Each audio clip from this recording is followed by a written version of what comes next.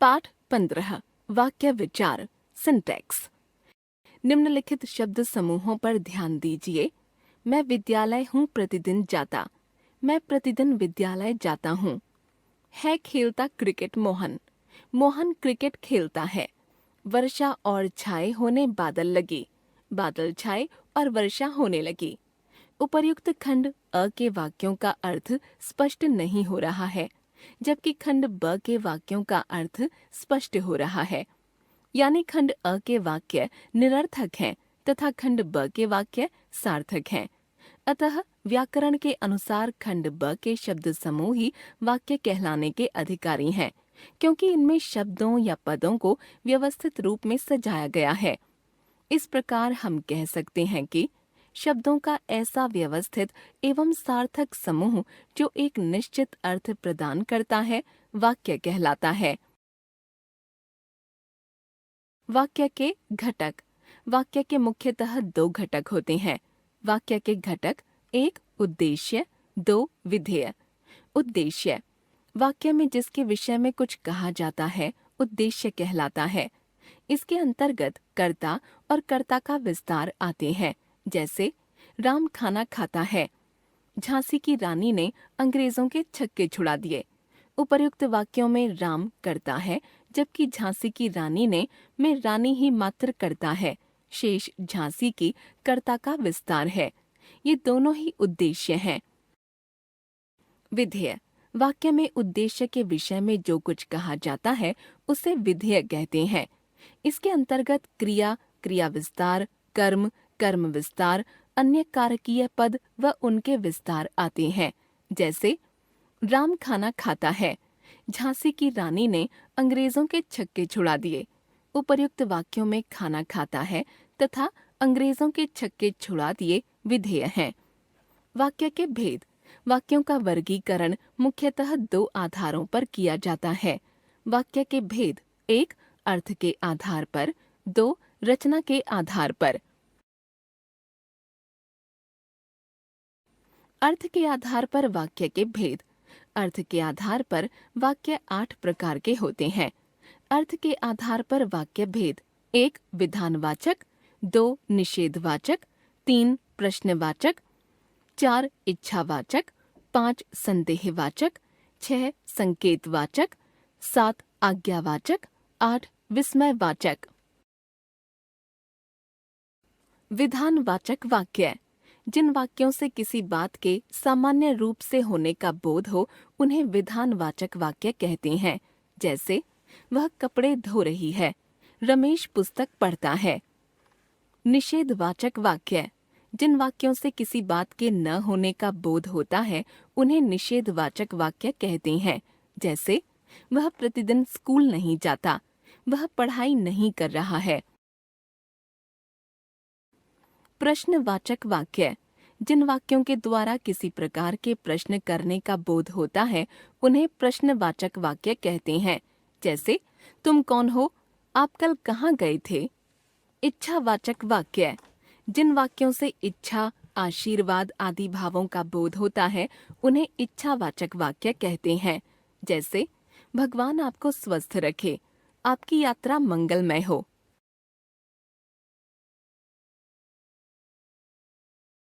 संदेहवाचक वाक्य: जिन वाक्यों से संदेह या शंका का बोध हो उन्हें संदेहवाचक वाक्य कहते हैं। जैसे उसने याद कर लिया होगा, शायद मैं भी वहां जाऊं। संकेतवाचक वाक्य: जिन वाक्यों से संकेत या शर्त का ज्ञान हो उन्हें संकेतवाचक वाक्य कहते हैं। इन वाक्यों में एक क्रिया दूसरी क्रिया पर निर्भर होती है। जैसे यदि तुम पढ़ते तो आज यह नौबत नहीं आती। मेहनत करोगे तो पास हो जाओगे। आज्ञावाचक वाक्य: जिन वाक्यों से आज्ञा, अनुमति, आदेश या अनुरोध का बोध हो उन्हें आज्ञावाचक वाक्य कहते हैं। जैसे एक गिलास पानी ले आओ, अब आप अंदर आ सकते हैं। विस्मयवाचक वाक्य: जिन वाक्यों में विस्मय, हर्ष, दुख, घृणा, तिरस्कार, शोक आदि का भाव प्रकट हो उन्हें विस्मयवाचक वाक्य कहते हैं। जैसे अरे तुम आ गए, वाह कैसा सुंदर दृश्य है। रचना के आधार पर वाक्य के भेद। रचना या बनावट के आधार पर वाक्य के 3 भेद होते हैं। रचना के आधार पर वाक्य भेद: 1. सरल वाक्य, 2. मिश्र वाक्य, 3. संयुक्त वाक्य। सरल वाक्य: जिस वाक्य में केवल एक ही उद्देश्य और एक ही विधेय हो उसे सरल या साधारण वाक्य कहते हैं। जैसे नेहा पत्र पढ़ रही है, अध्यापिका पढ़ा रही है। संयुक्त वाक्य: जिन वाक्यों के सभी उपवाक्य समान स्तर के होते हैं उन्हें संयुक्त वाक्य कहते हैं। संयुक्त वाक्य आपस में समुच्चय बोधक शब्दों से जुड़े होते हैं। इनमें कोई वाक्य किसी पर आश्रित नहीं होता है। दोनों वाक्य स्वतंत्र होते हैं। जैसे अंकित पढ़ रहा है और सचिन सो रहा है। नेहा नहीं बोलती क्योंकि वह नाराज है। ये संयुक्त वाक्य हैं। संयुक्त वाक्यों में उपवाक्य तो, क्योंकि और ताकि समुच्चय बोधक शब्दों से जुड़े होते हैं। मिश्र वाक्य: जिस वाक्य में एक से अधिक वाक्य मिले हों तथा उनमें से एक वाक्य प्रधान और अन्य वाक्य गौण अथवा मुख्य वाक्य पर आश्रित हों तो उसे मिश्र वाक्य कहा जाता है। जैसे जिसकी लाठी उसकी भैंस, मैंने देखा कि प्रणव पढ़ रहा है। वाक्य परिवर्तन: अर्थ के आधार पर वाक्य परिवर्तन। वाक्य भेद: वाक्य विधानवाचक, दीपक दिल्ली जा रहा है। निषेधवाचक, दीपक दिल्ली नहीं जा रहा है। विस्मयवाचक, अरे दीपक दिल्ली जा रहा है। संदेहवाचक, शायद दीपक दिल्ली जा रहा है। आज्ञावाचक, दीपक दिल्ली जाओ। संकेतवाचक, मैं कहता तो दीपक दिल्ली जाता। इच्छावाचक, दीपक को दिल्ली जाना चाहिए। प्रश्नवाचक, क्या दीपक दिल्ली जा रहा है। रचना के आधार पर वाक्य परिवर्तन: सरल वाक्य को मिश्र वाक्य में बदलना। सरल वाक्य को मिश्र वाक्य में परिवर्तित करने के लिए सरल वाक्य में प्रयुक्त अंश से एक प्रधान उपवाक्य और दूसरा आश्रित उपवाक्य बनाकर उन्हें योजकों के द्वारा जोड़ दिया जाता है। जैसे पिताजी के आने पर घूमने चलेंगे। सरल: जब पिताजी आएंगे तब हम घूमने चलेंगे। मिश्र: सरल वाक्य से संयुक्त वाक्य बनाना। सरल वाक्य को संयुक्त वाक्य में परिवर्तित करने के लिए दिए गए वाक्य के कथन को 2 स्वतंत्र वाक्यों में बदलकर योजकों से जोड़ दिया जाता है। जैसे गार्ड के झंडी हिलाते ही गाड़ी चल दी। सरल: गार्ड ने झंडी हिलाई और गाड़ी चल दी। संयुक्त: संयुक्त वाक्य से मिश्र वाक्य बनाना।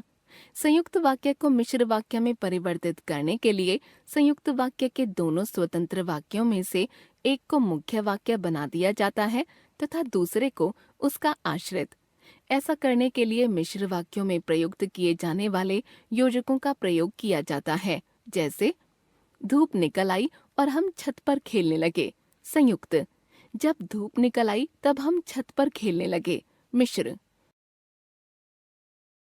अशुद्ध वाक्यों को शुद्ध करना। ध्यानपूर्वक वाक्य न बनाने के कारण विद्यार्थी वाक्य में अशुद्धियां करते हैं। ये अशुद्धियां लिंग, वचन, कारक आदि की भूल से संबंधित होती हैं। इस प्रकार की अशुद्धियों को दूर करने के लिए कुछ उदाहरण नीचे दिए जा रहे हैं। लिंग संबंधी अशुद्धियां: अशुद्ध, शुद्ध। राम, लक्ष्मण और सीता वन में गई। राम, लक्ष्मण और सीता वन में गए। यह कॉपी मेरा है। यह कॉपी मेरी है। वचन संबंधी अशुद्धियां: अशुद्ध, शुद्ध। उसका प्राण निकल गया। उसके प्राण निकल गए। यहाँ अनेकों लोग आएंगे। यहाँ अनेक लोग आएंगे। कारक संबंधी अशुद्धियां: अशुद्ध, शुद्ध। राम पत्र को पढ़ता है। राम पत्र पढ़ता है। हम खाना खाए थे। हमने खाना खाया था। सर्वनाम संबंधी अशुद्धियां: अशुद्ध, शुद्ध। मेरे को यह मालूम नहीं है। मुझे यह मालूम नहीं है। मैंने घर जाना है। मुझे घर जाना है। क्रिया और क्रिया विशेषण संबंधी अशुद्धियां: अशुद्ध, शुद्ध। आप वहाँ अवश्य जाओ। आप वहाँ अवश्य जाइए। पुस्तक पर नहीं लिखो। पुस्तक पर मत लिखो। हम जान गए वाक्य विचार, शब्दों का ऐसा स्वतंत्र सार्थक समूह जो एक निश्चित अर्थ प्रदान करे। वाक्य वाक्य के मुख्यतः दो घटक, उद्देश्य और विधेय। जिसके विषय में कुछ कहा जाए उद्देश्य, उद्देश्य के विषय में जो कुछ कहा जाए विधेय। अर्थ के आधार पर वाक्य के 8 भेद: विधानवाचक, निषेधवाचक, प्रश्नवाचक, इच्छावाचक, संदेहवाचक, संकेतवाचक, आज्ञावाचक, विस्मयवाचक। रचना के आधार पर वाक्य के 3 भेद: सरल वाक्य, संयुक्त वाक्य और मिश्र वाक्य।